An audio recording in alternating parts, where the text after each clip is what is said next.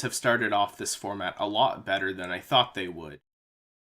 They took 5 out of the top 8 spots at the last UDS and have several regional tops. Now, I find this curious in a format where there are lots of good decks. This fact that they are so dominant is quite surprising. In fact, I put all 4 of these decks above them in my top 10 decks video. Now, I do think I didn't give them enough credit. They have a lot more power and consistency than I originally thought they did, especially after play testing against them a lot more. But I think there's something else going on, and this is a great opportunity to show off what happens a lot of formats, especially whenever there's a major shakeup.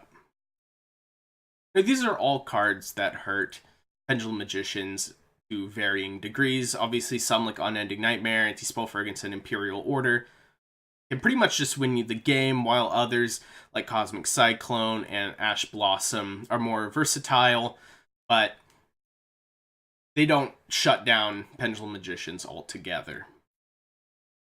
Now, there are even more cards than this. There are a lot of cards that hurt Pendulum Magicians, and something that was common between a lot of the decks that have been doing well right now is that they have quite a few of these cards between the main and the side.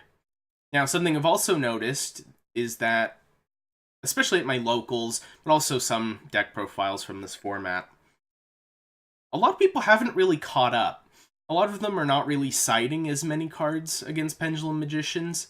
I see a lot of side decks where there's no Unending Nightmares, no Anti-Spell Fragrances, no Imperial Orders. Sometimes they're not even really maining Spell and Trap Destruction, or Banishing in the case of Cosmic Cyclone.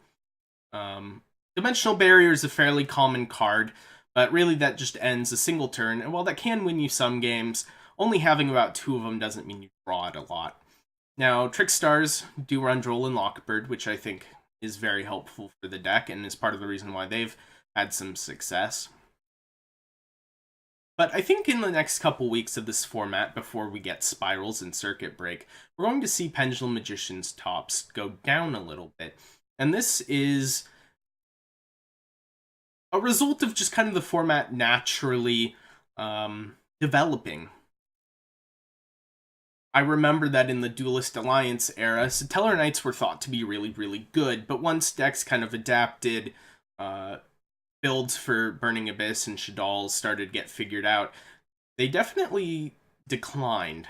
And I think this is certainly going to happen. I think now that Pendulum Magicians have shown them to be a major threat, a lot more people are going to be playing these cards.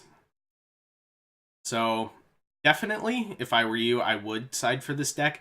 I would be careful, especially once Spirals come out, to drop too many of these cards, because I think Pendulum Magicians could definitely spring back as a very strong Tier 2, Tier 3 contender. But for now, I would definitely make sure that you have the side deck and main deck cards to deal with them. So that's pretty much all I have for you today. This was just a brief video to really point out that this is really how formats develop. It's a great example. And make sure that you're siding for Pendulum Magicians if you're going to a regional the next couple weekends. I cannot stress that enough. So until my next video, I'll see you guys later.